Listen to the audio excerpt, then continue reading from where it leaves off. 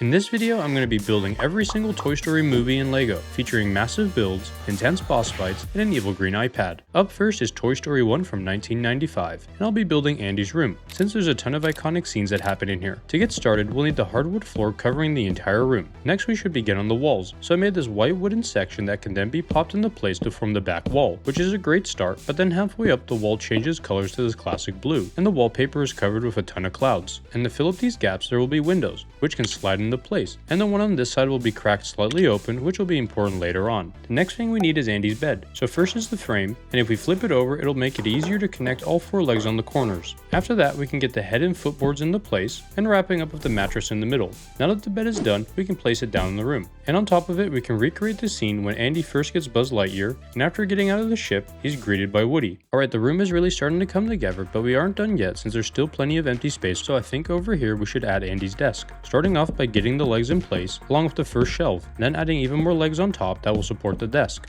Down below we can store a couple piles of bricks, and then finishing up the top of this red lamp, where you'll find Woody and Buzz, who he's about to knock out of the window. No wonder Buzz wants to leave, so let's grab his ship so he can repair it, which will be simple since you can just tape it back together, just like in the movie. Speaking of which, Andy had way more toys in his room, like his dinosaur Rex. And over here, RC. There's also a squad of army soldiers, the piggy bank, and I guess Bo Peep and her sheep also count. We pretty much have most of the toys in here, but we are still missing two important ones. First, Mr. Potato Head, which for some reason hasn't been made into LEGO yet, so I built him myself, and I definitely think that works. And now the only one we're missing is Slinky, who actually has come in his set, and to be honest is quite accurate. The only problem is that he's way too big, so it's a good thing LEGO included a minifigure version of him hiding inside this book, which we can take out and then throw into the scene. Alright, now we basically have all of Andy's toys in here, officially marking the completion of his room, and I'm really happy with how this turned out.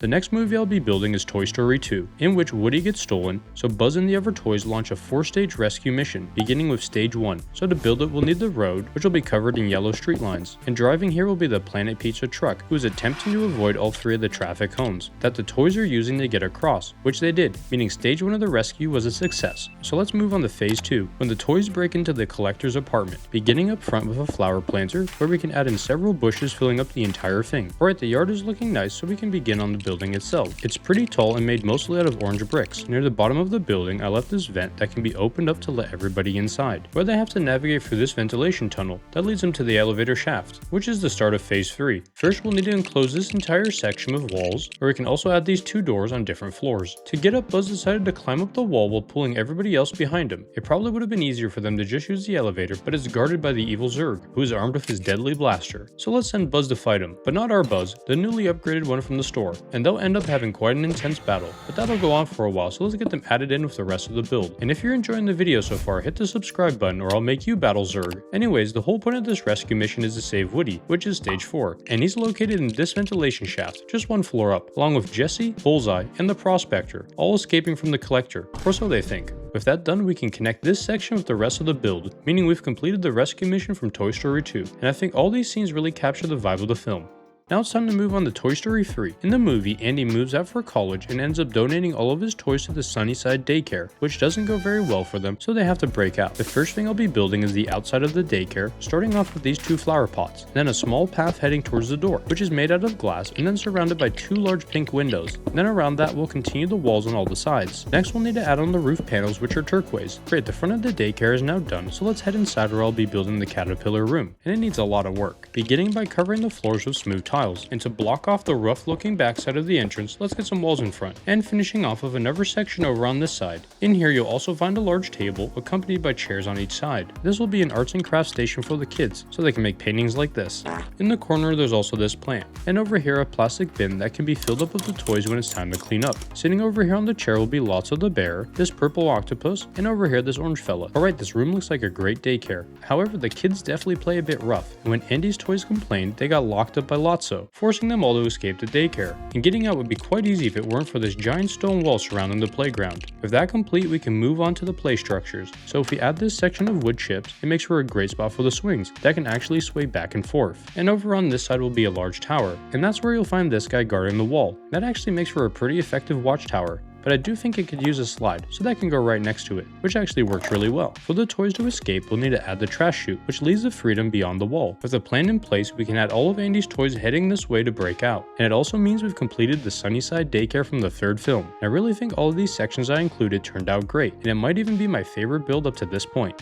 This then leads us to Toy Story 4. This is when Bonnie and her family take a big road trip of all of her toys, during which she loses her favorite, Forky. So Woody has to come in clutch and save him. And that's the first thing we'll be recreating, so to build this scene we'll need a section of highway, and right behind it a small hill, and a bunch of plants spread around on top. Then I went ahead and made this large pine tree, which we can add 2 of them in the place to complete the forest. But before we move on, we'll need to add a speed limit sign. And if we add the family's RV driving down the road, Woody and Forky can be left behind, forcing them to stick together and walk to the RV park, which is the next section I'll be building. The first thing we'll need is a road made out of large stone tiles that can then be filled in with gray cement. It's a good start, but the park is looking pretty empty. But thankfully LEGO made the Toy Story 4 RV vacation set, and it comes with the RV park we need, which is actually a great lunch spot. The vehicle we already used before, but it's pretty cool since it comes with a breakfast bar, and inside there's a bathroom and a seat for the driver. I got this set because we can use a bunch of it to fill out our park, like this main gate that can go up front, and it can swing open. In the back will be the main seating area, which fits perfectly, and on the far side an upgraded sign for the park, which is also where you pull up the RV. And lastly, we can spread Bonnie's toys around in the park, and up front Buzz and Jessie, who are greeting Woody as he returns with Forky. And that also means we've completed the 4th movie, which is actually a bit sad since Woody decides to leave the group to help out more lost toys.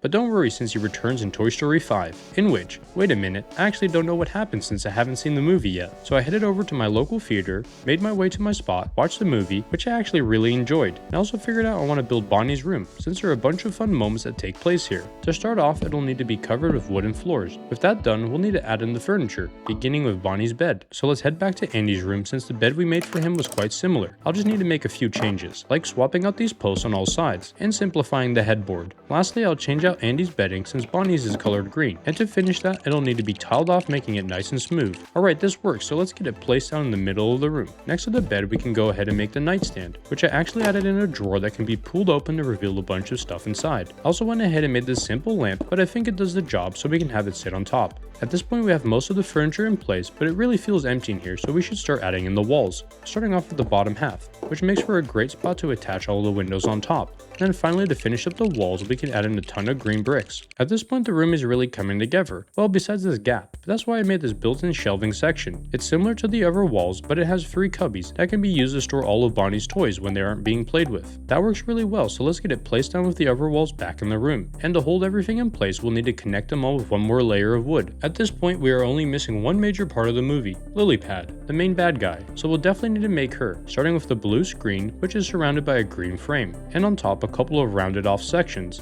And then to wrap up, 4 hands surrounding the screen in the middle, also her mouth, and lastly 2 large eyes in the corners. Wow, I'm really impressed with how accurate this turned out. So now we can go ahead and add her into Bonnie's room, where we can have Buzz and Woody attempting to stop the evil tech. And since we have this whole room done, we can pretty much recreate any scene that happens in here. Like the time when Bonnie's dad puts all of her toys in a box and then throws it in the garage. And the last scene we can recreate is when Woody returns to help everybody out. Alright, that's the 5th movie complete, and I think I did a great job recreating what I saw in the theater. And that has been every single Toy Story movie in LEGO. Let me know in the comments down below what you thought of the new movie, or just let me know who your favorite character is. And thanks for watching.